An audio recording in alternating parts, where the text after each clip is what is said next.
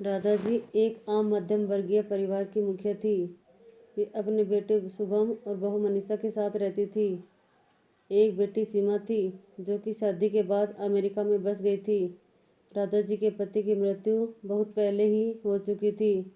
शुभम और मनीषा की शादी को 5 साल हो गए थे, लेकिन अब तक उनके कोई संतान नहीं थी।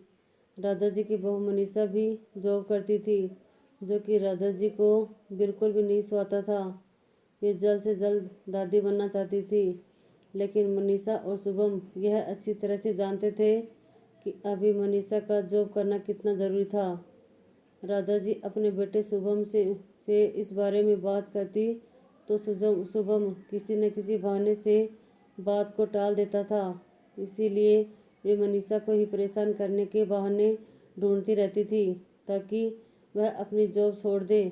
और अपनी कोरोना काल में तो मानो उनके मन की मुराद ही पूरी हो गई थी। हालांकि वे दिल की बुरी नहीं थी, लेकिन पोते की चाह में वे न चाहते हुए भी ऐसा कर जाती थी। अपनी हम उम्र सहेलियों को दादी बनते देखकर उनका मन दुखी हो जाता था। उस दिन भी घर में ऐसा ही कुछ हुआ।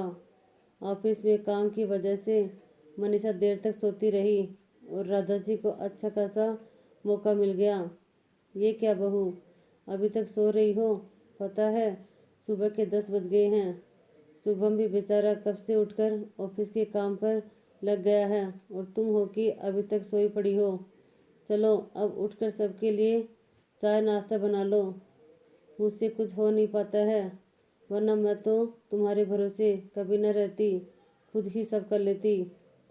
सॉरी माँ जी, वह देर रात तक काम चलता रहा, इसलिए सुबह सुबह ही सो पाई थी।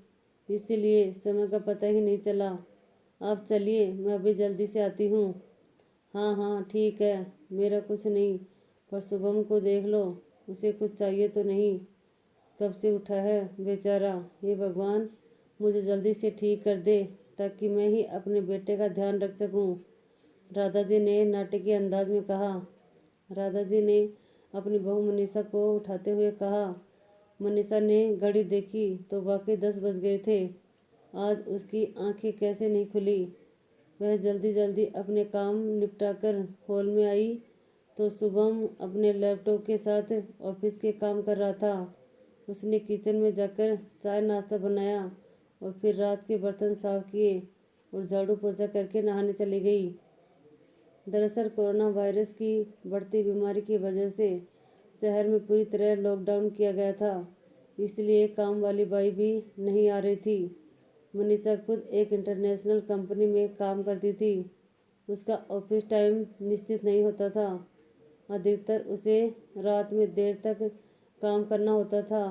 कल भी उनका काम देर तक चलता रहा, इसीलिए वह देर तक सोती रही। मनीषा नहाकर आई तो देखा कि उसकी सास अपने कमरे में अपनी सहेली से फ़ोन पर बात कर रही थी। बातचीत में अपना नाम सुनकर मनीषा सास की बात सुनने लगी। अरे शारदा, तुम भी अपनी बहू को ज़्यादा सर पर मत बैठाओ। बहू को ज़्यादा उड़ने दोगी तो कल को अपनी नौकरी के चक्कर में वह तुम्हें ही घर की नौकरानी बनाकर छोड़ेगी। मैं तो वही शुरू से ही मनीषा के नौकरी करने के खिलाफ थी। अब करे नौकरी शौक से, पर साथ साथ घर के काम भी करे। मैं तो बदन का बहाना बनाकर बैठ जाती हूँ, नहीं तो सारे काम का बोझ मेरे सिर पर आ गया था। मैं कोई मुफ्त की नौकरानी थोड़े ही हूँ। मैं तो कहती हूँ तुम भी यही क्या करो। सास की बात सुनकर मनीषा की आंखों में आंसू आ गए। वह जिस सास को बीमार समझकर उनकी दिन रात सेवा करती है, उन्हें एक गिलास तक नहीं उठाने देती है। सारा दिन घर का और रात को ऑफिस का काम करके थकान से चूर होकर भी उफ तक नहीं करती। उसका यह फल मिला है उसे। माना वे मेरी नौकरी के खिलाफ हैं, मगर यदि घर की किस्त नहीं होती तो वह भी कभी नौकरी नहीं करती। शुभम का बोझ कम करने के लिए ही तो वह नौकरी कर रही थी। खैर अभी के मुश्किल समय में वह सास से किसी भी बात पर बहस नहीं करना चाहती थी जिससे घर का माहौल खराब हो। इसीलिए वह उनकी बातों को नज़रअंदाज करके वहाँ से चली गई। लेकिन उसकी नज़रों में राधा जी की इज्जत ज़रूर कम हो गई थी। दूसरे दिन सुबह सुबह राधा जी की बेटी सीमा का अमेरिका से फ़ोन आ गया। सीमा की सास उसके पास अमेरिका आई हुई थी। आदत के अनुसार राधा जी ने जैसे ही सीमा की सास की बुराई करनी चाहिए, वैसे ही सीमा ने उन्हें डपट दिया। माँ, आप बिल्कुल भी माँ जी के बारे में अनाप शनाप नहीं बोलोगी। पता है आपके चक्कर में आकर मैंने उनके साथ कितना बुरा व्यवहार किया था, लेकिन आज मुझे उनकी कीमत पता चल गई है। तुम तो उनके यहाँ पर आने के कितने खिलाफ थी, मगर आज अगर वे यहाँ नहीं आई होती तो न जाने हमारा क्या हाल होता। तुम्हें तो पता ही है कि मेरी नौकरी करना कितना ज़रूरी है। कोरोना ने यहाँ भी ऐसा कहर ढाया है कि घर से ही सब करना पड़ रहा है। किट्टू का बेबी केयर सेंटर भी बंद है। मैं और राजेश फुल टाइम बिजी रहते हैं। ऐसे में माँ जी ने अकेले ही किट्टू के साथ साथ पूरे घर का सारा काम संभाला हुआ है।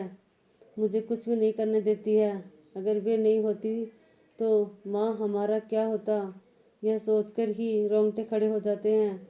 सच में माँ, वे कोई साधारण महिला नहीं है, बल्कि मेरे लिए तो देवी के समान है। मेरे इतना अपमान करने के बावजूद। और सीमा रोने लगी। उसने फ़ोन कट कर दिया। सीमा की बात सुनकर राधा जी की भी आंखें भर आई। उन्हें अपनी भूल का एहसास हो गया था। मनीषा तो वाकई उनका कितना ख्याल रखती है। उनकी कड़वी से कड़वी बात का भी बुरा नहीं मानती है, उल्टे जवाब ही नहीं देती है। वाकई अभी का समय तो एक दूसरे को हौसला देने का है, सारे गिले शिकवे भुलाकर एक दूसरे की मदद करने का है। तो फिर वे स्वार्थ में कैसे अंधी हो गई थी, इतना कैसे गिर गई थी कि ऐसे मुश्किल समय में भी अपने ही परिवार की सहायता नहीं कर सकती।